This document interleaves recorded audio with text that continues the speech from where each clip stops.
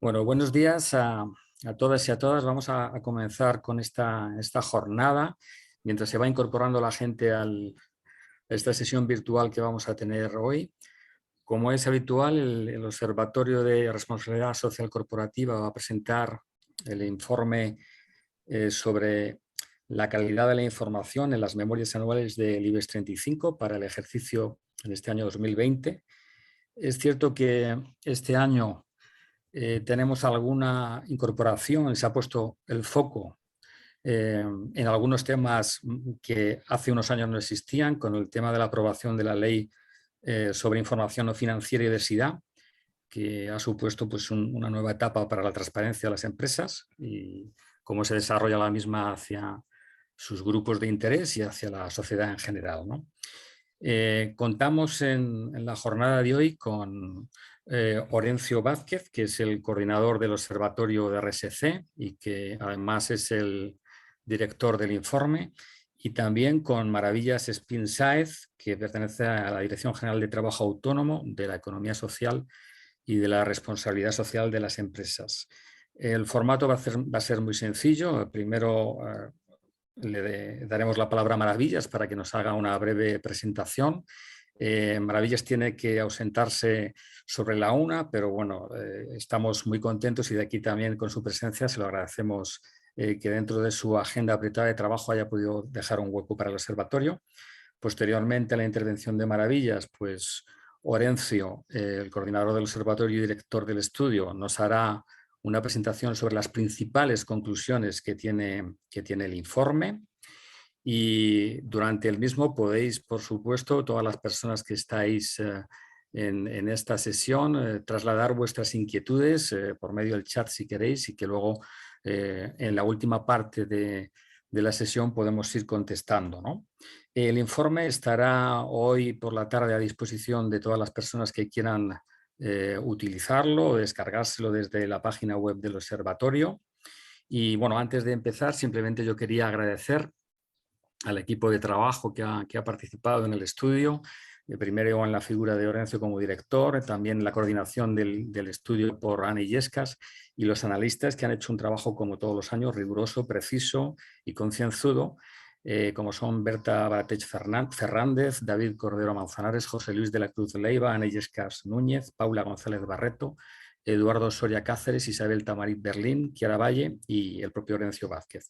Sin más, por mi parte, agradeceros a todos los que estáis presentes aquí la participación en la sesión y doy paso a Maravillas para que introduzca un poco toda la sesión. Muchas gracias, Maravillas, cuando quieras. Muy bien, pues muchísimas gracias, Carlos. Buenos días a todos y a todas. Muchísimas gracias, por supuesto, al Observatorio de RSC por invitarme un año más y invitar a la Dirección General del Trabajo Autónomo, de la Economía Social y de la Responsabilidad Social de las Empresas a participar en este acto de presentación del informe sobre la responsabilidad social corporativa en las empresas del IBEX 35. El compromiso del observatorio a lo largo de los años con la difusión y con la promoción de la responsabilidad social corporativa merece un justo reconocimiento, no solo por su rigor técnico, sino también por la independencia que preside sus actuaciones y que tanto se valoran desde esta dirección. Hoy quiero hacer este reconocimiento a todo el equipo al que ha hecho mención Carlos y personificarlo en el propio director del Observatorio de RSC, Carlos Díaz, y en el director del estudio que se presenta esta mañana, a Orencio Vázquez. Muchísimas gracias a todos por el trabajo y por los resultados que son impresionantes en cuanto al rigor y los contenidos y a los resultados de un enorme interés para todos y todas.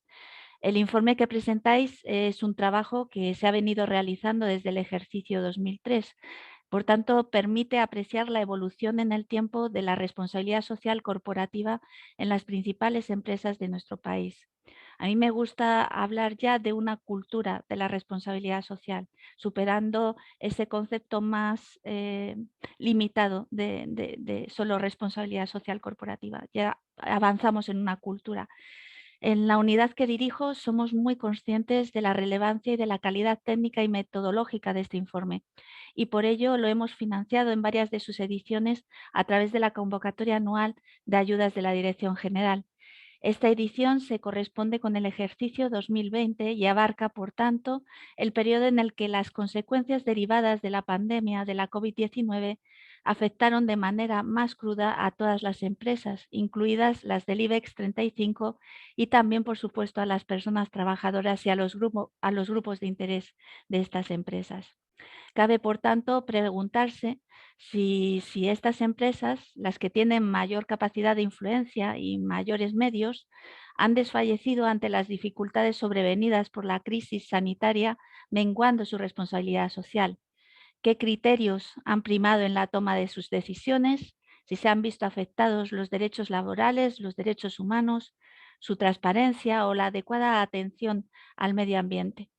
En función de la respuesta a estas preguntas, podríamos encontrarnos bien ante una brecha en la responsabilidad social corporativa y poniendo en evidencia que todavía no nos encontramos en el centro o que la responsabilidad social corporativa no se encuentra en el centro de la toma de decisiones empresariales, o por el contrario, si las respuestas son positivas, se aportaría luz sobre la evolución y resistencia de la cultura de la responsabilidad social y nos daría indicios de que si se ha superado lo más dificultoso de la crisis, estamos ante una tendencia en crecimiento hacia su consolidación.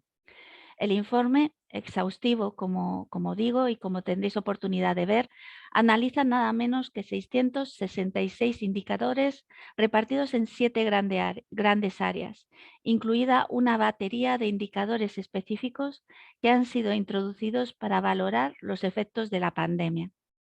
Con carácter general, tenemos que señalar que las empresas españolas ocupan una buena posición en los estándares internacionales en materia de sostenibilidad, lo cual es un reflejo del enorme esfuerzo que se ha hecho desde nuestro país en materia de responsabilidad social corporativa en los últimos años.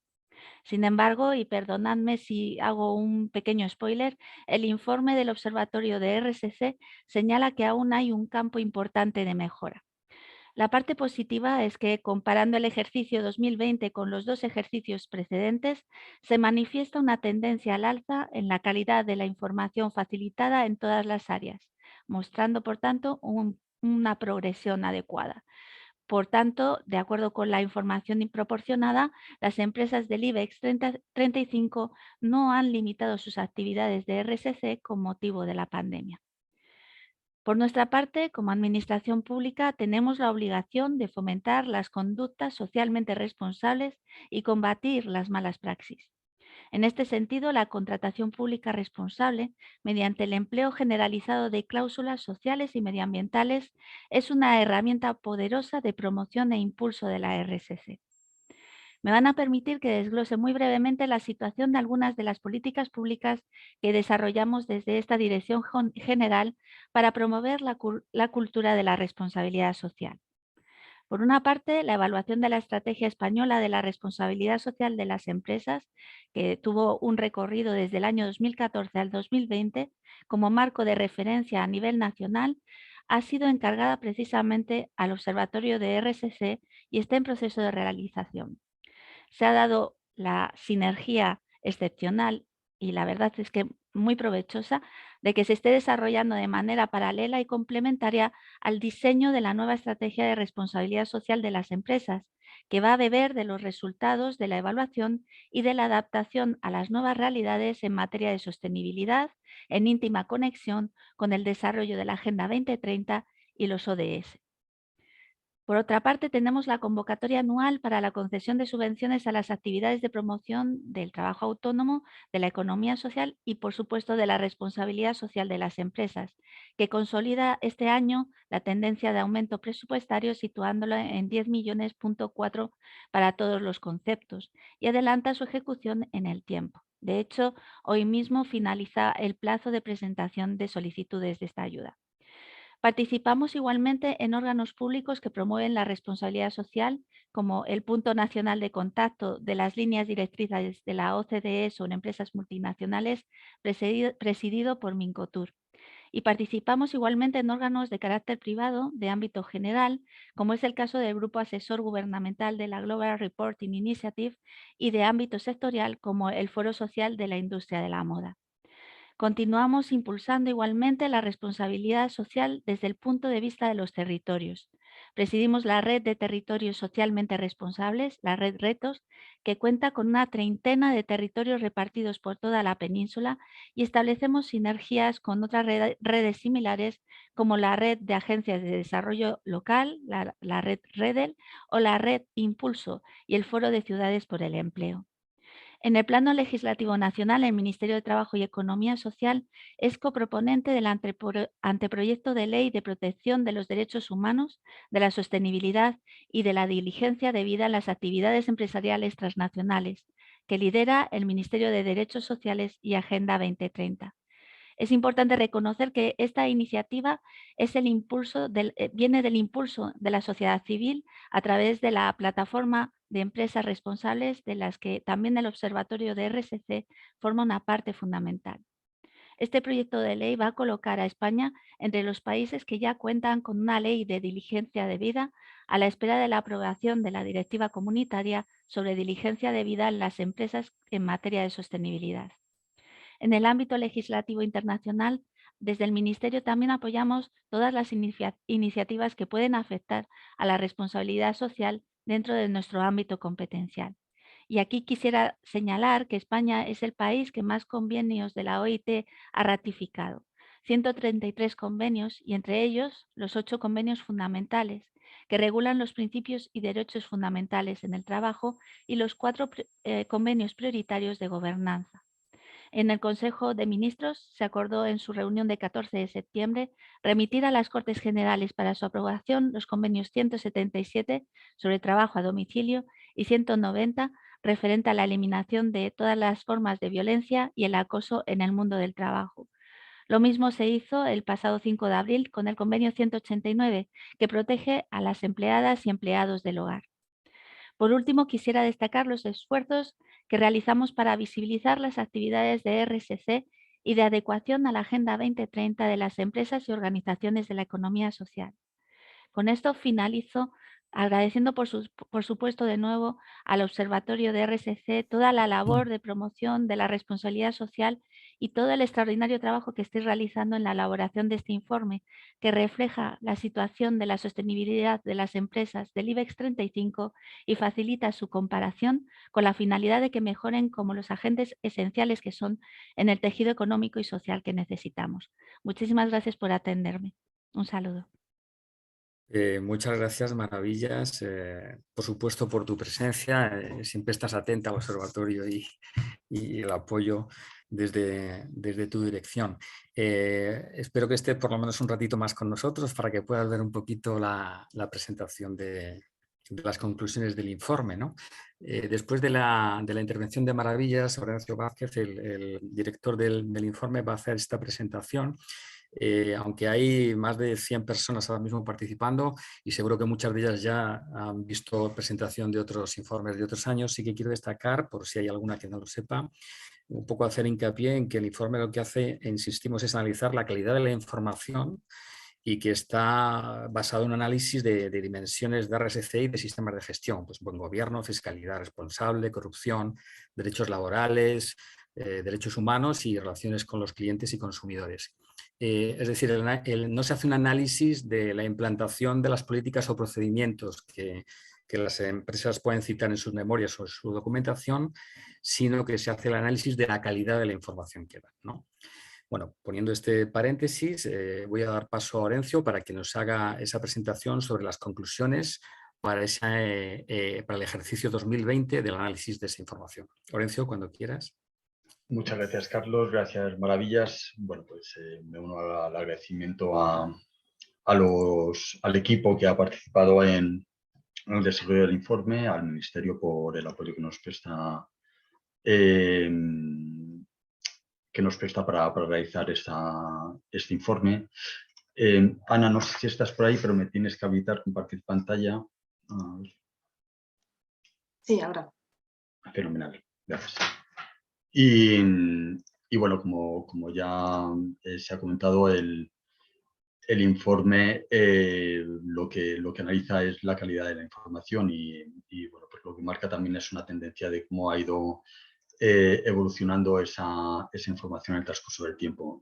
Son 17 ediciones, creo recordar, 17 o 18 ediciones las que llevamos haciendo este informe. Es cierto que ha cambiado de metodología y la foto que hay en relación a temas de gobernanza y temas de responsabilidad social cuando nosotros iniciamos el informe, y también de la capacidad técnica de las personas que están al frente de estas áreas en las empresas, pues no tiene absolutamente nada que ver a la foto actual. Ha habido una evolución importante, tampoco las cuestiones de contexto de coyuntura, que ha habido una evolución pues también en el ámbito de presión por parte de diferentes actores, inversores, sociedad civil, pero también desde el punto de vista de normalización por parte de las administraciones públicas a través de su capacidad normativa. Lo que pretendemos con este informe es analizar la información pública de las empresas, ver cómo ha evolucionado en relación, sobre todo con respecto a 2017, cuando se aprueba el Real Decreto que transpone la directiva, y ver el impacto que tiene la Ley 11/2018, que en muchos de los aspectos que contempla la directiva, pues es la transposición más avanzada de todos los países miembros. Estas son las empresas sujeto de análisis, que son las empresas que pertenecen o están dentro del selectivo al 31 de diciembre del 2020. Creo recordar que hay dos empresas que salen y dos empresas que entran con respecto al análisis inmediatamente anterior. Se utilizan multitud de herramientas para la creación de la metodología y de referencias a nivel internacional. Se han analizado 666 indicadores en estas áreas de análisis. El criterio, la herramienta una vez que se trata toda esa metodología, la herramienta de análisis, son indicadores cualitativos que se basan también en la materialidad. Por lo tanto, los indicadores aplican o no aplican en función de esa materialidad, que va en función del sector de actividad y presencia geográfica. Primero se hace una evaluación de todo el contexto de sostenibilidad, que incluye la presencia geográfica de la empresa, y en el caso de que aplique el indicador, si lo cumple o no lo cumple, si la información está o no está. Además, desde el año 2018 venimos analizando también desde la construcción metodológica, pues cuáles son los criterios que deberían contener los estados de información no financiera de acuerdo con la Ley 11/2018. Extraemos de esos 666 indicadores 194, y luego, bueno, pues también en función de esa materialidad, pues planteamos unas ponderaciones que son las que al final pues generan el sumatorio por su dimensión. Esa dimensión tiene un peso sobre el área y el área tiene un peso sobre la puntuación final. El resultado del análisis, bueno, los resultados generales, aquí tenemos el ranking, las empresas mejor posicionadas. Hay solamente dos empresas que superan los 50 puntos sobre 100, el gradiente de valoración es de 0 a 100, y luego hay cuatro empresas que están por debajo de los 30 puntos. Igual se podría decir que la información pues tiene carácter deficiente en esas empresas. Aquí tenemos los resultados por dimensión. Las empresas ponen el peso en unas o en otras. Lo que es cierto es que hay correlaciones que se pueden establecer entre, por ejemplo, buen gobierno y corrupción, o buen gobierno y medio ambiente. Hay una correlación importante entre las empresas que son más avanzadas en materia de buen gobierno y cómo gestionan o cómo informan sobre la gestión de identificación de riesgos y procedimientos de implementación de debida diligencia de las diferentes áreas. También aquí vemos cómo el efecto normativo es importante. Las empresas que más exposición a riesgo tienen, que son las petroleras y energéticas, en muchas de las áreas sujeto a análisis, corrupción, derechos humanos, medio ambiente, pues son las empresas que tienen una mayor información. Esto es producto, por un lado, de toda la presión social que hay en torno a estas empresas. Son empresas que están más expuestas desde una perspectiva reputacional por escándalos que han acontecido en el pasado, y al mismo tiempo pues eso ha provocado también una reacción, que es una reacción lógica y secuencial de esas presiones, a que haya una mayor normativa por parte de las administraciones públicas. Son sectores que están más regulados en todo lo que tiene que ver con responsabilidad social. Aquí vemos la evolución del 2017 al 2020. Quizás el área que más destacable en cuanto a evolución es fiscalidad, porque había muy poca información en ese momento, en el 2017.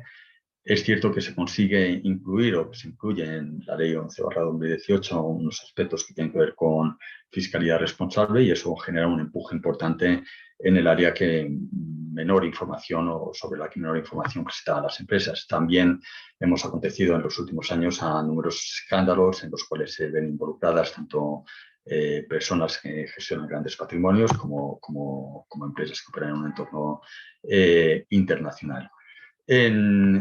Vamos a empezar ya con el análisis de las áreas. Voy a ir muy rápido porque el informe es sumamente extenso. Me resulta muy complicado hacer un extracto de los aspectos más relevantes. Entonces, bueno, yo sí aconsejaría que se leyese el informe.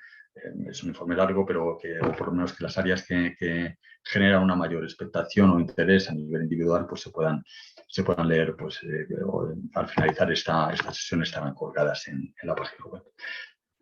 Todas las áreas tienen, bueno, se informa de las dimensiones que se analizan en cada una de las áreas, se informa en el estudio los indicadores que se han tenido en consideración y cuáles son las mejores empresas en cada una de estas áreas.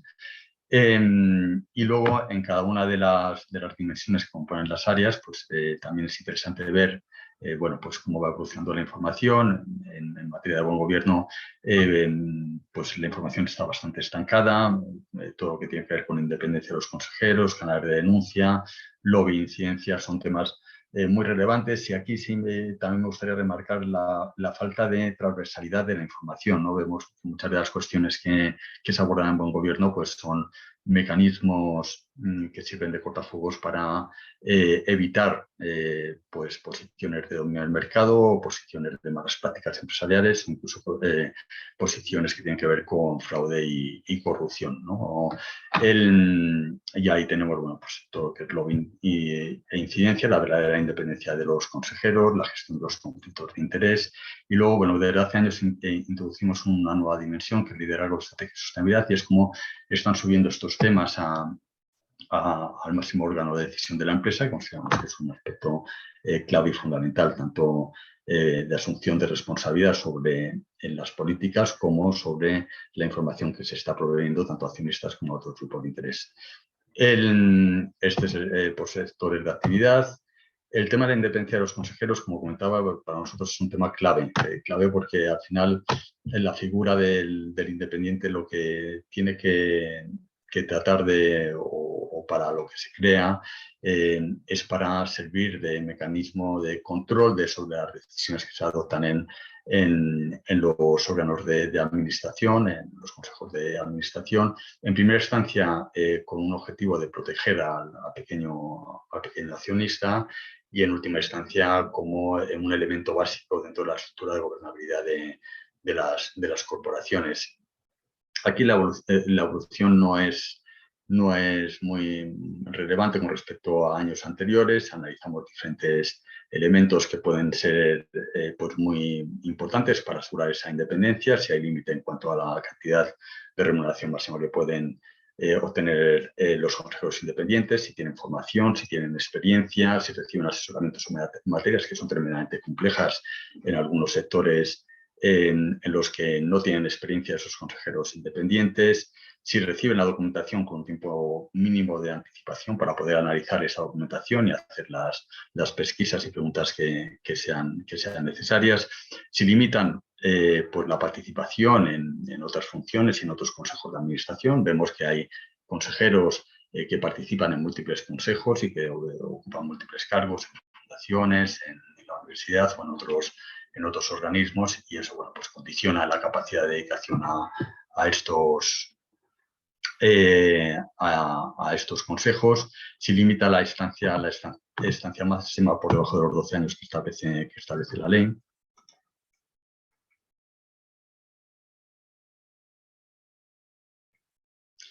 Aquí vemos la antelación mínima, vemos que hay empresas que tienen un buen comportamiento, aunque no sabemos un poco de lo que es la información. Estas son las empresas que informan sobre con qué antelación mínima envían la documentación a los miembros del Consejo. Vemos que hay empresas que la envían con muy pocos días de antelación o en lo que establecen como mínimo, 2 días, y hay empresas que tienen,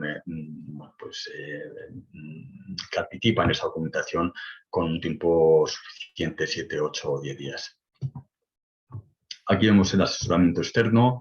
¿En qué materias han recibido el asesoramiento externo las empresas analizadas y sobre qué temas? Muchos de ellos tienen que ver con la evaluación de los consejos y selección de los consejeros. Este año hemos visto que hay un par de empresas que introducen cuestiones que tienen que ver con sostenibilidad, que es un tema pues, relevante, porque al final, y como vemos en este informe, las cuestiones que tienen que ver con la sostenibilidad son tremendamente técnicas y la formación por parte de los miembros de los consejos de administración pues normalmente es escasa. Aquí vemos pues una serie de buenas y malas prácticas y prácticas por mejorar, que está estructurado todo el informe de esta manera. No me voy a entretener tampoco mucho en explicación de esas prácticas. Aquí vemos la remuneración, los temas al final que generan un mayor conflicto de interés son los que tienen que ver con la remuneración que perciben y cómo eso puede generar una dependencia de los consejeros a la hora de adoptar un compromiso de independencia en su actuación en las competencias dentro del Consejo. Y vemos cómo hay varios consejeros que cobran más de 500.000 euros. Vemos también cómo en el año de la pandemia pues, la remuneración media de los consejeros del IBE se incrementó en 25.000 euros. Hay 2 empresas que señalan un límite, una de ellas era Bankia y otra AENA. Creo que AENA era 11.000 euros y Bankia eran 100.000 euros. Los perfiles de consejeros con conocimientos en temas sociales, de integridad y medioambientales son muy pocos. Hay muy pocas empresas que tengan estos perfiles que son completamente necesarios para tener una visión más amplia y de sostenibilidad no solamente en el ámbito social y medioambiental, sino también de sostenibilidad en el medio y largo plazo de la sostenibilidad económica de la propia empresa. Los conflictos de interés. Se informa muy poco sobre los casos de abstención de consejeros por conflictos de interés, solamente 2 empresas informan sobre ello. Y aquí tenemos, pues como buena práctica, el Banco Santander que informa de en qué reuniones han abstenido los consejeros, qué consejeros, sobre qué elementos se ha producido esa abstención y luego tenemos pues prácticas que son mejorables y malas prácticas como en todas las áreas que analizamos. Las empresas informan sobre qué medidas han adoptado para adaptarse a la situación de crisis sanitaria. 17 empresas proporcionan algún tipo de información sobre cómo se han celebrado esas reuniones. 20 de ellas informan exclusivamente de la implicación de la alta dirección en la decisión sobre la pandemia y 7 declaran haber creado un comité específico para la gestión de la crisis de la COVID-19. Aquí tenemos la buena práctica de Inditex y Naturgy. En esta pantalla vemos dónde están ubicados los temas de riesgos no financieros dentro de las comisiones de los consejos de administración. Lo ideal sería que estuviesen ubicados hay muchas que tienen comisiones propias, pero pocas lo tienen ubicado en la comisión que es más relevante, que es la comisión de auditoría y cumplimiento. Vemos como, pues ya, sobre todo esto se produce a partir de la Ley 11/2018, al haber una responsabilidad jurídica, aunque no está plenamente determinada, por parte del Consejo de Administración, la formulación del estado de información no financiera, que está incorporada en el estado de gestión consolidado, pues vemos como hay una mayor interrelación entre el responsable de sostenibilidad con su relación con el Consejo, un 91% informan de esa interrelación, un 20% de en cuántas ocasiones se han reunido y un 29% informa sobre los temas. También se informa de que se supervisa la evaluación de riesgos no financieros, aunque no demasiado en detalle. Aquí vemos los asesores externos en la evaluación de los consejos. En la retribución en base a criterios ESG, esto ha sufrido un avance positivo, quizá también por los incentivos no solamente de tipo regulatorio, sino económicos, que tienen las empresas para acceder a fondos públicos que que incluyen o que están incluyendo o están incorporando criterios ASG en los procedimientos de adjudicación, y vemos cómo, bueno, pues la retribución, hay 20 empresas que dicen que tienen parte de la retribución variable, un porcentaje en base al cumplimiento de criterios ASG. Ferrovial, por ejemplo, establece que es el 40% de esa retribución variable. Y luego hay un 51% de empresas que dicen que hacen formación a alta dirección en aspectos ASG, aunque normalmente esta información se queda ahí y es genérica. Luego nos interesaba ver cómo se había comportado las empresas en materia económica, cómo ya respondían en el contexto de la COVID-19. Hemos sido testigos de la cantidad de recursos públicos que era necesario. Se han introducido a través de diferentes procedimientos y mecanismos en la economía y a través de diferentes agentes, pero uno de los actores fundamentales ha sido la empresa para solventar esa situación de temporalidad que generó una crisis económica muy profunda provocada por la crisis sanitaria. Era de esperar que también hubiese una respuesta por parte de las empresas. Vemos que hay una parte significativa de las empresas que reportan un 66% que han disminuido la remuneración total del Consejo. En seis empresas esa bajada en la remuneración es igual o superior al 30% con respecto al año anterior, pero vemos que en su conjunto, como comentamos anteriormente, el total de remuneración recibida por los miembros de los consejos de administración de las empresas de IBEX se ha incrementado en 25.000 euros de media. Hay pocas empresas que informan sobre el no reparto de dividendos a pagar con respecto a 2020.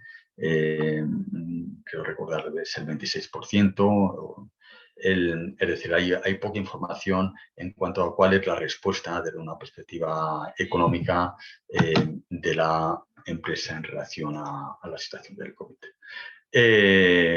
Aquí vemos cuál es la remuneración de las empresas en comparativa de un año con otro, la remuneración en 2019 y en 2020. Estas son las empresas que disminuyen esa remuneración de los consejos, y aquí vemos en esta franja las empresas que aumentan las remuneraciones percibidas por los consejos. Memoria de sostenibilidad. Hoy prácticamente, salvo creo recordar tres empresas o dos empresas, hay una coincidencia en los sujetos obligados por la ley, que son las 32 de las 35, entre el estado de información financiera y la memoria de responsabilidad social. No solamente creo recordar, hay dos empresas en las que no coincide ese estado de información no financiera con la memoria de responsabilidad social. Lo ideal es que haya una coincidencia, porque normalmente en el caso de una coincidencia donde aparece una información más detallada, más abultada, es en la memoria de sostenibilidad. Aquí vemos la coincidencia, y esto es una generación bajo nuestro análisis de un posible conflicto de interés, la coincidencia entre el informe, la empresa que realiza el informe de auditoría externa y la empresa que realiza el informe de verificación del estado de información no financiera. Vemos que hay coincidencia en muchas de ellas. En cuanto a la gestión de la diversidad, hay muchas empresas que cuentan con políticas de diversidad, un 60% en el seno del Consejo. Sin embargo, seguimos estancados en cuanto al objetivo que marca la CNMV de conseguir un 40% del total del Consejo formado por mujeres. Solamente 4 empresas consiguen alcanzar este objetivo. En 2020, Banco Santander, IAG, CaixaBank y Red Eléctrica. Hay empresas que están muy por debajo, Ferrovial y Solaria. Aquí vemos, bueno, pues cómo la evolución, pese a ser una evolución positiva en cuanto al número de mujeres que van incorporándose en los consejos de administración, muchas de ellas ocupan posiciones como dominicales o independientes en cualquier caso, y muy pocas, o la evolución es prácticamente nula en cuanto a mujeres que ocupen estancias en los consejos en calidad de consejeras ejecutivas. Vemos cómo hay empresas que disminuyen su porcentaje con respecto al año anterior. Y bueno, Solaria y Ferrovial, con apenas 1 y 2 consejeras, pues tienen un porcentaje de representación femenina muy bajo al cierre del IBEX. Los canales de denuncia, pues todas las empresas los tienen. Sin embargo, bueno, seguimos encontrando afirmaciones como que no ha habido ninguna denuncia, con lo cual eso significa que el canal de denuncia no garantiza unos mínimos de confidencialidad, no represalias, es decir, no genera la confianza, no se difunde entre empleados o otros grupos de interés, no está claro cuál es el procedimiento de prestación y respuesta. Hay empresas, un 26%, que gestionan, que es una buena práctica, estos canales de denuncia a través de servicios externos, y hay solamente una empresa que hace una evaluación periódica del funcionamiento del sistema de canales de denuncias o informa que hace una evaluación periódica. Aquí vemos las empresas, los gestores de canales de denuncias, las empresas, Points, Pricewaterhouse, SafeCall. Lo ideal es que, bueno, pues cuanto menos conflictos de interés existan, mejor. Como buena práctica, en este caso, a nivel de rendición de cuentas de las denuncias recibidas, el motivo, el tiempo de respuesta, el resultado, pues tenemos ACS, lobby y puertas giratorias. Este es otro de los temas que está muy vinculado con mecanismos que luego pueden confluir o derivar en malas prácticas. Lo estamos viendo ahora, pues, con todo el tema de los contratos de emergencia, y vemos cómo, bueno, pues hay muy poca información en cuanto a la actividad de lobby de las empresas. Solamente 2 empresas cuentan con procedimientos o políticas, o 3, perdón, y solamente, bueno, pues son, creo que 6 o 7 empresas las que informan sobre las actividades de lobby llevadas a cabo de manera muy general. Solamente hay una empresa que informa de una manera más específica, y hay una sola empresa que informa sobre actividades de lobby llevadas a cabo en el contexto de ayudas públicas con motivo del COVID. Creo que recordar que es Amadeus. Todavía hay muy poca incorporación en los registros públicos de lobby, información sobre incorporación a esos registros públicos. En cuanto a puertas giratorias, hay muy poca información. Solamente 2 empresas pues establecen la prohibición de contratar a altos funcionarios o altos cargos de gobierno.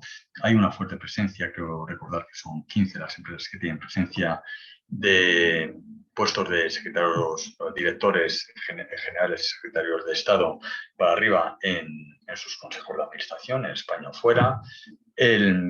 Esto genera mucha controversia a nivel social, y no se menciona, pues, prácticamente en ningún caso, no solamente en su participación en los consejos de administración, sino otro tipo de puertas giratorias que tienen muchas veces mayor capacidad incluso de influencia, que es la traslación de puestos dentro de la administración hacia puestos de dirección en las compañías, que normalmente o en muchos casos se utilizan para tener una cierta capacidad de influencia en la esfera correspondiente. En cuanto a fiscalidad, que es el segundo área, pues vemos que impuestos y subvenciones está mejor puntuado que paraíso y nichos. También aquí vemos como las empresas que están más obligadas son las que tienen una mayor información de servicios financieros a través del informe bancario anual. Tienen obligación de depositar en el Banco de España un informe con una información país a país que refleje el margen de interés, el margen bruto, el número de empleados, beneficios antes de impuestos, impuestos pagados, etcétera, etcétera, y eso influye en que sea el sector que tiene una mayor información. Hay presencia en 20, o hemos identificado presencia en 20 países considerados paraísos fiscales, de acuerdo con la lista negra de la Comisión Europea, que se ha reducido, hoy en día son, creo recordar, en 2020 nada más que 12 países, y el Real Decreto español, y 29 empresas que tienen presencia en nichos fiscales, de acuerdo con la lista gris del Parlamento Europeo, de la Comisión Europea, perdón, y con respecto a una metodología que utiliza Tax Justice Network. Hay un reconocimiento de esas 20 empresas, pues en torno al 30% que operan en estos territorios. Pocas empresas, solamente un 11%, contemplan varias listas de paraísos fiscales.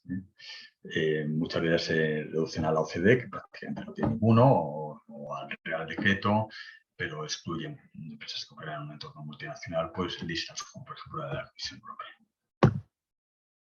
Aquí tenemos buenas y malas prácticas. Indra señala, pues, su operativa en países considerados paraísos y nichos fiscales, el número de empleados que tienen esos países, qué tipo de actividad realiza. ACS afirma que no quiere promover la creación de nuevas sociedades en países territorios de baja moral de tributación y acometer la progresiva liquidación de los existentes. Sin embargo, bueno, pues vemos como, de acuerdo con una organización internacional, aplicándole un tipo real del 25% a los ingresos agregados en 2021, se tendría que haber pagado un 382% más de lo pagado. El porcentaje de cumplimiento de indicadores operativos en paraísos fiscales, pues todavía hay un bajo nivel de cumplimiento en cuanto a la información, algún tipo de información económica o número de empleados que nos pueda dar una imagen que realmente la operativa que se está haciendo en un país concreto, considerado como paraíso fiscal, pues tiene que ver con su actividad productiva o comercial de la empresa. Porcentaje de impuestos de sociedades, son 20 las empresas. Este dato es muy flagrante porque la ley establece específicamente que las empresas deben informar sobre los beneficios obtenidos país a país, y vemos que hay empresas que todavía no informan de todos los beneficios obtenidos en cada uno de los países, o bien lo hacen de forma agregada o presentan un solo dato. Anteriormente alegaban relaciones de o no materialidad o relaciones comerciales para no presentar este dato. Y bueno, es un incumplimiento flagrante de la ley, indiscutible, porque no está sujeto a interpretación. En el caso de las ayudas públicas, que también es otro de los requerimientos de la ley, pues aquí está la indeterminación. Entonces, muchas empresas no consideran las subvenciones de capital como subvenciones, o no consideran otro tipo de ayudas públicas como ayudas del Estado. Hay diferencias entre qué consideran subvenciones y ayudas públicas entre las propias empresas, con lo cual la información es muy desigual, ¿no? Y muchas veces nos encontramos que nos dicen que no han recibido subvenciones y luego vamos al apartado a la página de Infosubvenciones, que es una página del gobierno, y vemos que sí han sido receptoras de subvenciones, ¿no? Entonces, aquí la información es muy desigual, parcial, con poca especificidad en cuanto a la información, especificando cantidades y organismos que las han concedido y finalidad. En materia de corrupción, es el segundo área con peor puntuación, solamente delante de derechos humanos. Es un área que para nosotros es fundamental. Hay muchas empresas que tienen presencia en países de riesgo extremo en materia de corrupción.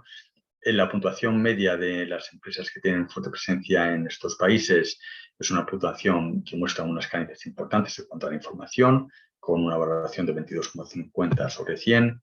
Vemos que el nivel de cumplimiento de indicadores sobre una política anticorrupción pues, es un nivel adecuado, es un 74%, aunque los que no tienen política anticorrupción no explican los motivos como establece la ley.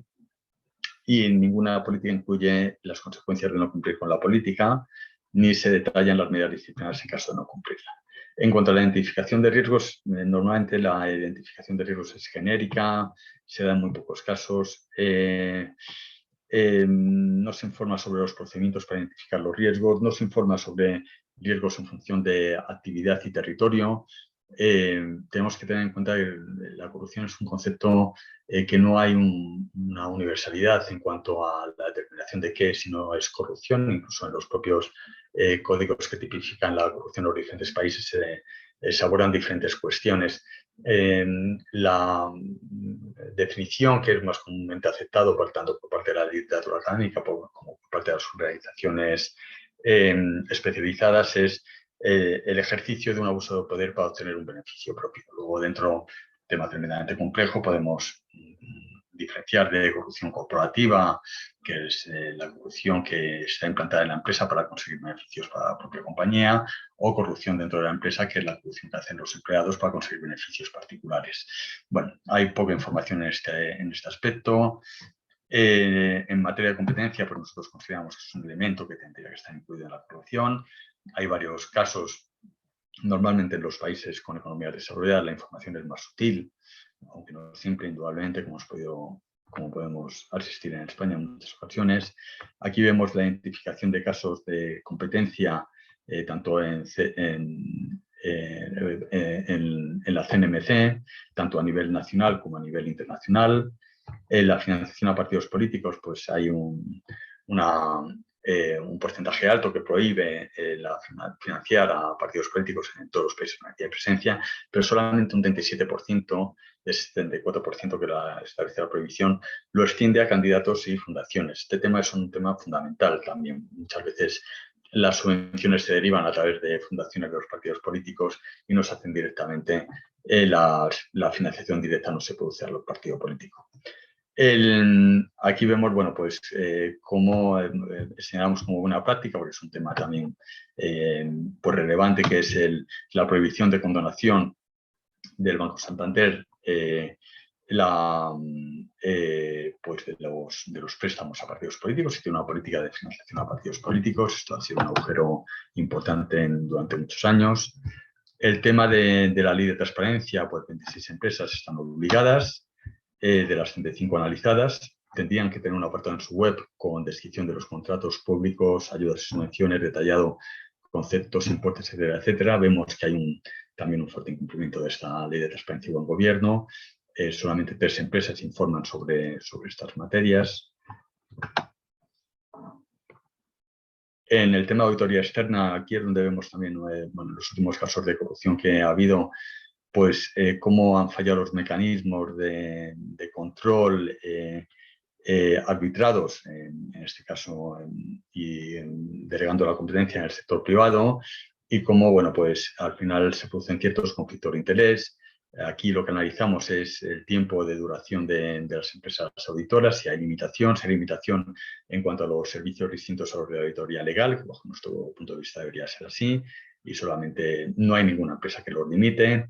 Es más, el 17% de las empresas, los ingresos por servicios diferentes a los de la auditoría legal con esa misma empresa superan el 30% de los ingresos totales de esa empresa, de Price, KPMG o quien realice la auditoría.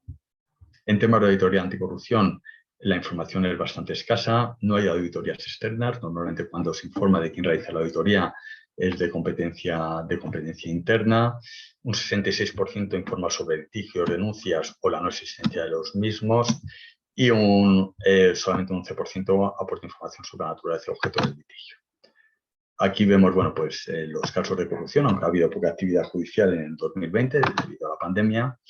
El nivel de incumplimiento de indicadores de subvenciones y contratación pública en el contexto de la crisis del COVID-19. Esto también pues nos hemos detenido en analizar la información sobre cómo informan sobre las ayudas recibidas por parte de los gobiernos, pues bien a través de ICO, a través de ERTES, acceso a financiación directa. Bueno, pues hay poca información en esto, incluso en aquellas empresas que se han adjudicado contratos por la vía de emergencia, que se han identificado, de acuerdo con la organización Civio, estas empresas y estas adjudicaciones por la vía de emergencia. Aquí vemos el nivel de cumplimiento de los indicadores de la ley. En materia medioambiental, pues es donde más información presentan las empresas, es una de las áreas donde más información presentan, aunque la información está estancada con respecto a años anteriores. También volvemos a tener a petróleo y energía, y en este caso materiales y construcción, como los sectores que más información presentan. Hay un nivel de cumplimiento muy elevado sobre políticas medioambientales. Gestión medioambiental está muy vinculado con huella de carbono, poco sobre lo que son planes, objetivos, cumplimiento de sus objetivos, análisis de ciclo de vida del producto, huella ecológica medioambiental, huella hídrica. Hay poca información sobre multas y sanciones, y sobre la información que existe, pues es una información muy generalista, con poca aportación de detalles sobre lo acontecido. Hay información sobre cómo se incorporan estos temas en las cadenas de suministro. Sin embargo, poca información de rendición en cuanto al porcentaje de proveedores que cuentan con un sistema de gestión medioambiental, o porcentaje de contratos que cumplen los requisitos ambientales, o porcentaje de contratos que han sido excluidos, o proveedores que han sido excluidos. Cambio climático es la subdimensión que más información se presenta, aunque siga habiendo divergencias en cuanto a el planteamiento de objetivos a corto, medio y largo plazo, la presentación de sistemas de medición basados en la ciencia, el modelo SBTI, generado por diferentes organizaciones. Quiero recordar que son 17 empresas las que informan sobre este procedimiento. Y luego discrepancias en cuanto a las emisiones de alcance 2 y alcance 3. Sobre todo en las de alcance 3 y en las de alcance 2 se minoran mucho, porque el hecho de decir que tu suministro proviene de energía verde, se sabe que eso es muy difícil de medir. Tú puedes firmar con la comercializadora eso, pero al final todo va a la misma red y es muy, muy subjetivo, y eso hace que se neutralicen las emisiones de alcance 2. Hay poca información, sin embargo, con respecto a las emisiones que provocan contaminación atmosférica. Gestión del agua, pues muchas veces se reduce a lo que son consumos de agua, poca información sobre vertidos. Empieza a haber más información sobre temas de economía circular, aunque con objetivos cuantificables solamente el 42% de las empresas, y en materia de huella ambiental solamente el 9%. Aquí vemos indicadores sobre residuos generados, residuos de los últimos años, la información, la evolución positiva y el porcentaje de residuos según destino final, que en el caso de residuos peligrosos el 48% informa sobre esto. Y la gran ausente de la información medioambiental es la biodiversidad. Sin embargo, es una de las áreas pues más relevante para favorecer unos ecosistemas que puedan seguir generando un sistema de bienestar económico y social adecuado. Sorprende también mucho la omisión por parte de ciertos sectores estratégicos, como puede ser el sector financiero, de los temas relacionados con la biodiversidad. Hay poca información sobre los impactos significativos directos e indirectos y la actuación en zonas protegidas por su alto valor en relación a la biodiversidad. En derechos humanos es el área que peor valorada está. Esto es preocupante porque, como ha comentado la directora general, pues está en ciernes una directiva comunitaria o una normativa a nivel nacional, y si se hace como parece que se va a hacer de una forma adecuada, pues vemos que en la información que se suministra hay unas carencias que pueden evidenciar carencias en los procesos de implementación de la ley de dirigencia. También se han introducido varios indicadores para ver cómo se ha gestionado sobre todo la cadena de suministro en materia de COVID.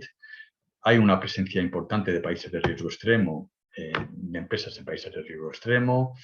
En políticas, pues solamente una empresa cuenta con asesoramiento externo e incorpora, y tres empresas incorporan prioridades de mayor riesgo en materia de derechos humanos, como aconseja los principios rectores. Hay poca información en cuanto a los procedimientos de identificación de riesgos. Aquí es donde, bueno, es un punto clave porque es la primera fase, así se establece por parte de toda la guía de la OCDE, los principios rectores. El proceso de identificación de riesgos es clave y básico para la aplicación de los procedimientos adecuados para mitigar esos riesgos previamente reconocidos e identificados. Aquí vemos buenas y malas prácticas. Se especifica poco la formación en materia de derechos humanos. Se habla de una manera más general y solamente una empresa informa de conflictos que se han producido durante el ejercicio en materia de derechos humanos con comunidades o de diferente ámbito. En tema de auditorías, pues las auditorías todavía son pobres. Destaca una empresa que es Inditex, que informa sobre las auditorías, se hace auditorías sin previo aviso, las materias auditadas, número de proveedores identificados con impacto, materias incumplidas, acciones de mejora, terminación de la relación con proveedores. El nivel de incumplimiento de indicadores de derechos laborales, hay solamente 3 empresas o 4 empresas que establecen la garantía del salario mínimo vital como uno de los requisitos de sus relaciones con los proveedores, derechos sindicales básicos como un requisito de contratación, pocas empresas, y hay el 21% informan que han mantenido y pagado los pedidos pre-COVID durante la pandemia, que es una buena práctica. Aquí tenemos el nivel de cumplimiento por ley. Derechos laborales, es la que más puntuación obtiene. Lo que más información hay es sobre salud y seguridad, bueno, pues y condiciones de empleo. Salud y seguridad es un tema que está muy regulado en España. Y bueno, pero sin embargo vemos cómo hay operativa en países de riesgo extremo. Hay información sobre las condiciones laborales desigual. poca información sobre los salarios base y la remuneración media de las mujeres en relación con hombres por categoría profesional, poca información sobre la brecha que hay entre el salario más alto y el salario medio, que es una muestra de cómo la empresa, a través de su propia operativa, pues aporta a las cuestiones que tienen que ver con igualdad o desigualdad en las sociedades donde se están operando. Y poca información, o prácticamente nula, sobre empleados subcontratados, solamente un 5%, o a través de empresas de trabajo temporal o subcontratados. Sabemos que es un proceso que va creciendo y que normalmente quien está fuera de los convenios y quien está en una situación de mayor precariedad en las condiciones laborales, pues son esos empleados subcontratados o que operan a través de una ATT. Aquí vemos la operativa, el número de empresas en países que no han ratificado el convenio de la OIT sobre libertad de asociación: 19 en China, 2 en Bahrein, 14 en India, 6 en Malasia, 10 en Hong Kong. Número y porcentaje estas son las cuestiones en cuanto al nivel de cumplimiento de indicadores en materia laboral. Y clientes y consumidores, que ya para terminar en 2 minutos, pues es el área que mejor, antes he dicho que era laboral, no es clientes y consumidores, seguida laboral, que mejor información hay. Es cierto que no es de aplicación a todas las empresas, solamente a aquellas que tienen usuarios finales en sectores que están destinados a estos, a la producción o a la prestación de este tipo de servicios. Hay información razonablemente buena en cuanto a los sistemas de reclamaciones y este es el nivel de cumplimiento de consumidores y usuarios, el nivel de cumplimiento de los indicadores de la ley. Y aquí termino. Bueno, pues concluir, pues un poco como otros años, pues hay poca transversalidad, como he comentado antes. La entrada en vigor de la Ley 11/2018 ha generado un efecto positivo, aunque no suficiente. El avance se ha estancado y sería necesario, tal y como está haciendo la Comisión Europea, pues revisar en profundidad esa ley. Normalmente es una información de tipo narrativa, no hay elementos comparativos, ni espaciales, ni temporales, ni un nivel de segregación suficiente por países o por actividad. Hay poca información sobre ese contexto de sostenibilidad. La materialidad muchas veces se hace de una forma arbitraria. Y lo que a nosotros nos llama mucho la atención es la falta de supervisión, y lo hemos demandado en multitud de ocasiones, o en varias ocasiones, a la CNMV y tal, y la falta de, o por lo menos bajo nuestra perspectiva, la falta de rigurosidad que contrastan con las conclusiones y con la metodología que nosotros empleamos de los estados de la verificación realizada en estos estados. Vemos que muchas veces creo recordar que no hay ningún informe de verificación que establezca salvedades, y eso se contradice pues radicalmente con lo que hemos expuesto en el día de hoy, donde vemos que bajo nuestra metodología y la interpretación de la ley, extrayendo los indicadores que serían necesarios para cumplir con el espíritu de la ley, pues hay carencias importantes. Y estas son unas últimas recomendaciones en cuanto a qué elementos debería contener esa revisión de la ley de información no financiera, metodologías precisas en cuanto a la presentación de la información. Vemos que hay mucha discrepancia en cuanto a esas metodologías, un catálogo de sanciones en caso de incumplimiento, órgano de control con competencias de supervisión, inclusión de temáticas no abordadas, pero que son tremendamente importantes, como temas de lobby, partidos políticos, aspectos de gobernanza, etcétera, etcétera. Bueno, aquí termino, y ya cuando queráis damos paso a las preguntas en caso de que hubiese. Pues muchas gracias, Orencio. Bueno, como habrán visto todos nuestros participantes, mucha información condensada en muy poco tiempo, por eso os remitimos a que podáis descargaros el informe completo desde la página web del observatorio y que podáis pues, verificar, preguntar, saber un poco más en más detalle y con un tiempo un poquito más tranquilo todo este tipo de información que nos ha trasladado Orencio. Tenemos algunas preguntas que nos han hecho los participantes. Orencio, yo te las voy a trasladar.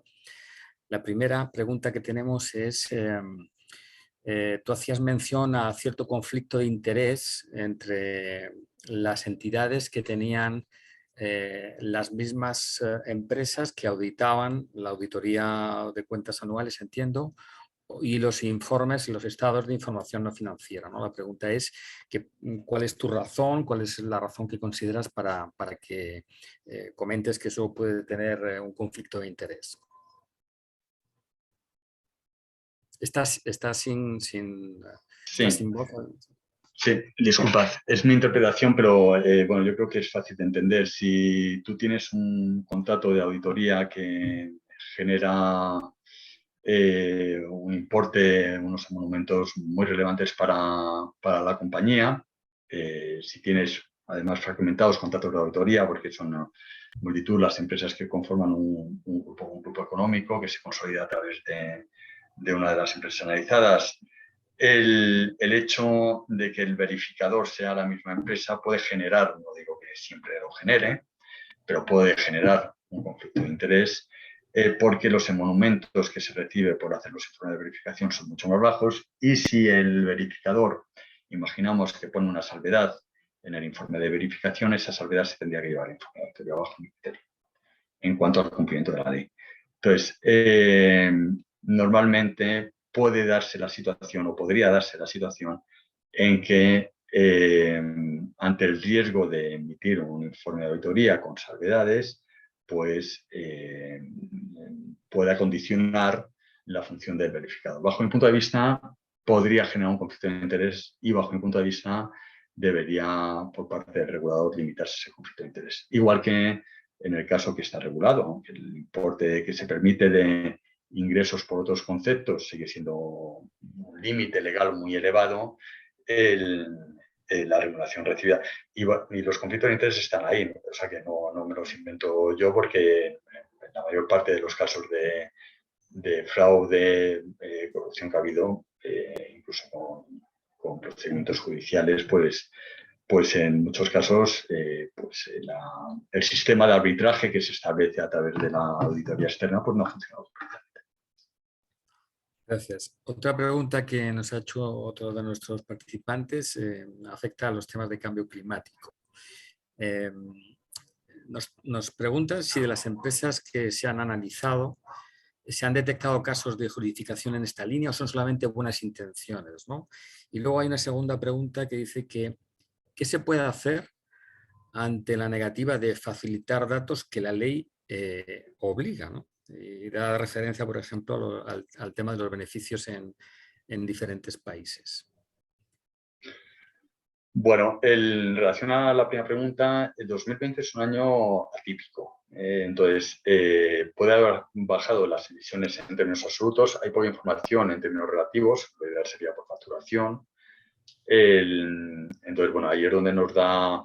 Y luego, lo que tenemos que plantearnos es si la eficiencia, también cuando nos dan términos relativos, es suficiente para conseguir avanzar en los objetivos que tenemos planteado en materia de neutralidad de emisiones. Y lo digo, por ejemplo, el sector aeronáutico, hemos hecho un informe hace poco, pues vemos que mejoran la eficiencia, pues, cada vez meten más pasajeros. Entonces, el tema de también eficiencia de renuevan flota, pero con la velocidad que sería deseable. Entonces, bueno, pues vemos cómo, pues a lo mejor el número de emisiones por pasajero baja, pero vemos cómo el sistema, y esto pasa en muchos sectores, como el sistema en el cual se basa el modelo de negocio actual, y todo lo conocemos, pues en el caso de las aerolíneas, es conseguir cuanto más pasajeros mejor. Y si dentro de poco tenemos aeropuertos en todos lados, vuelos de corta distancia, que son los que son más prescindibles, vuelos a Inglaterra por 30 euros, a Mallorca por 30 euros. Entonces, ese modelo de negocio es completamente incompatible con los temas de cambio climático, porque por mucho que tuvo la eficiencia energética, por así decirlo, nunca va a contrarrestar el impacto que tiene ese modelo de negocio. Lo mismo pasa con el sector textil. O sea, si cambiamos de prenda todas las semanas, eso va a generar un impacto en la logística, en la producción y tal. Entonces, muchas veces el planteamiento es, bueno, qué está haciendo usted para cambiar ese modelo de negocio. Y ahí es donde yo creo que radica verdaderamente el problema, en que la eficiencia energética no es suficiente hoy en día para esto. Hay otra de las cuestiones, y termino, que es el tema de la regulación. Hay un lobby tremendo, lo es en algunos sectores, es tremendo, para que no haya medidas regulatorias. No, yo lo haré y esto que no se regule, porque además esto puede generar una desventaja competitiva y tal, ¿no? En el tema de las aerolíneas a nivel europeo, pues hay bastante documentación al respecto. Entonces, y yo creo que la regulación es buena, porque al final indudablemente va a subir el coste, ¿sabes?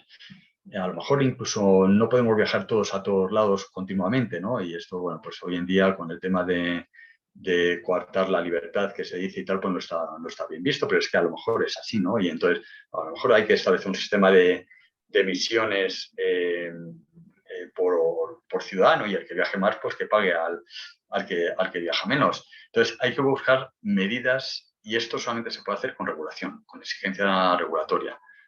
Bueno, pues tiene usted que producir con biofuel, o tiene que producir con tal, o tiene que volar de esta manera. Y si aumentan los precios de los aviones y en lugar de volar 100, pues vuelan el 30% de esos 100, pues tendrá que ser así. Y eso redunda en un avance de la técnica. O sea, cuando hay presiones legislativas, la técnica se activa. Entonces, se podrá llegar a un momento en el que, bueno, pues tengamos vuelos que sean realmente sostenibles, pero si no hay regulación, eso va a tardar demasiado, ¿no? Otra pregunta que tenemos, Florencio, nos preguntan que ¿por qué consideras que no se está reportando o avanzando en el proceso de debida diligencia en derechos humanos? Que se puede ser un poquito más preciso. Sí, o sea, se me ha pasado una pregunta antes de qué hacer cuando no se informa. Pues sí, eso es lo que... O sea, nosotros hicimos un estudio de qué tipo de responsabilidad se podía incurrir y tal, pero es complejo. Yo creo que hay también o sea, cuando el Estado no solamente tiene capacidad o debe ejercer la capacidad regulatoria, debe ejercerla, si la ley no supervisa su cumplimiento, como pasa en ocasiones, pues no valen para nada, ¿no? Entonces, eso se traslada, y se traslada al mercado y se traslada a los agentes. O sea, si está prohibido aparcar en doble fila, aquí cuando no había, en Madrid, estaba prohibido aparcar en doble fila, pero todo el mundo aparca en doble fila. En cuanto empezaron a poner multas y se llevan los coches a la grúa, ya la gente dejó de aparcar en doble fila. Entonces, la supervisión es fundamental. Y las responsabilidades, no sé, pero ya digo, nosotros hemos escrito a la CNV en diversas ocasiones y con escaso éxito en esta materia, ¿no? Y en cuanto al tema de la diligencia de vida, pues porque es un tema complicado, porque estos temas, o sea, al final lo que es un planteamiento, primero porque supone, yo creo, que un incremento de costes, ¿no? Y luego porque es un tema pues, que es complicado, o sea, al final todas estas cuestiones que abordamos tienen un componente técnico importante y por tanto, bueno, pues generan una complicación en cuanto a la implementación. Otra pregunta que nos ha llegado, Lorenzo, habla de, que la voy a leer tal cual está escrita. Dice, la evolución del informe en los últimos años no es muy positiva. ¿Es así? Hace una primera pregunta. Dice, si comparo el informe con el ranking Merco, de las 100 empresas con más, supongo que serán más mejor, RSC de España, parece que no se corresponde con los resultados del análisis de las empresas, en las que solo 2 llegan un poquito por encima de la mitad, ¿no?, de la baremación, por encima del 5, ¿no? Y entonces, la pregunta es eso, ¿crees que realmente el avance no es muy positivo? ¿Y cómo hay esa disparidad con los datos de Merco? El avance en el último año no es muy positivo. Si vamos a 2017, pues vemos sí que hay un avance en algunas áreas, más que en otras, ¿no? Bueno, pues que la ley 11/2018 tuvo su impacto inicial. Yo creo que esa labor de los mecanismos de supervisión pues sería fundamental para que hubiese un avance mayor. Para eso, al final, claro, son cuestiones de ámbito muy interpretativo, que ese que se entiende por riesgo, que es un procedimiento de identificación de riesgos, ¿no? Entonces, bueno, yo creo que hay que aterrizarlo, que es lo que hace ahora la Comisión Europea con la revisión de la directiva, ¿no? Y a través del EFRAG con los estándares, ¿no? Que estaban en consulta pública. Eso hay que aterrizarlo. Entonces, eso se solventará una vez que tengamos los estándares del EFRAG y que se adapte la legislación española pues, a estos procedimientos. Y el tema de la supervisión es un tema clave. O sea, ese tema es un tema fundamental para poder avanzar. En cuanto al índice Merco, medimos dos cosas distintas. Merco mide reputación a través de percepción, pero nosotros lo que medimos es información a través de un análisis exhaustivo con una herramienta, ¿no? Entonces son dos cosas diferentes. Por lo tanto, es posible que haya empresas que tengan una buena reputación y que tengan una mala información en temas sociales ambientales, ¿no? Muy bien, y te vamos a hacer una última pregunta que nos han trasladado al chat, ¿no? Es, ¿por qué crees que se da tanta importancia a los criterios ambientales sobre los sociales y cómo crees que la taxonomía social puede ayudar al respecto, ¿no? Al que no haya esa diferenciación? Bueno, los incentivos han ido por ahora en materia medioambiental. Y bueno, pues la misma taxonomía, o sea, se está regulando sobre qué se puede considerar medioambiental o verde y qué no se puede considerar medioambiental o verde.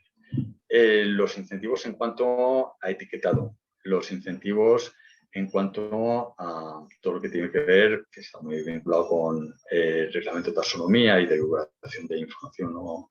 financiera, sector financiero, los incentivos económicos en cuanto a acceso a subvenciones, licitaciones, etcétera, etcétera. Los incentivos a nivel normativo. Entonces, todos los incentivos han ido encaminados por ahí. Entonces, al final, pues te das cuenta de que la empresa es un agente que responde a los incentivos.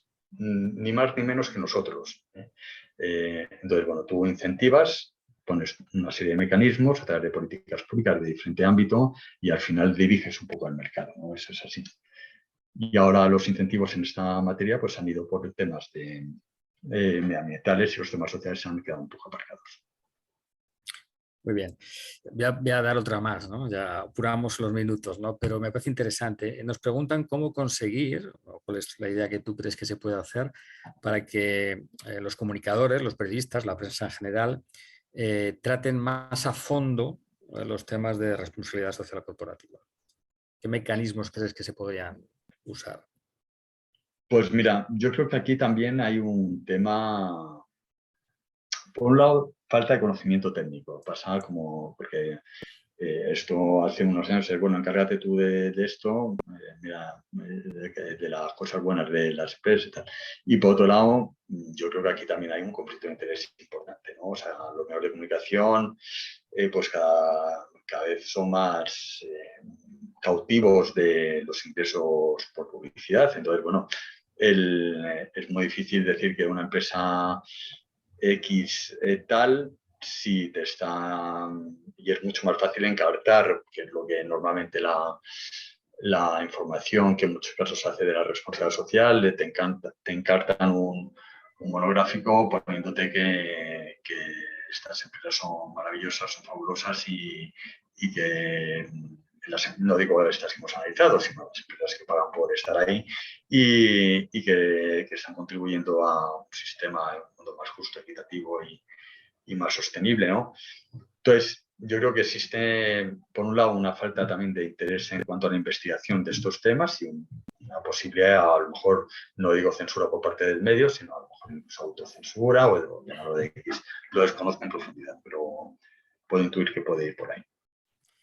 Muy bien, pues vamos a ir finalizando. Yo quiero extender el agradecimiento que hacía al principio tanto a Maravillas cuando ha participado como a Horacio en esta sesión y también reiterarlo a todo el equipo de analistas y también a tanto Horacio como a Ana por la dirección y coordinación del informe. Y también agradeceros a todos los participantes que habéis estado hoy aquí, que hemos llegado a más de 100 en la mayoría de la sesión, lo cual nos hace entender que estos temas siguen teniendo interés y que estáis receptivos muchas personas para que poco a poco pues, la RSC se vaya comportando de una manera, nos parece quizá más adecuada a todos, ¿no? Muchas gracias, que tengáis un buen día y bueno, os esperamos en las próximas sesiones que pueda hacer el observatorio. Saludos. Gracias.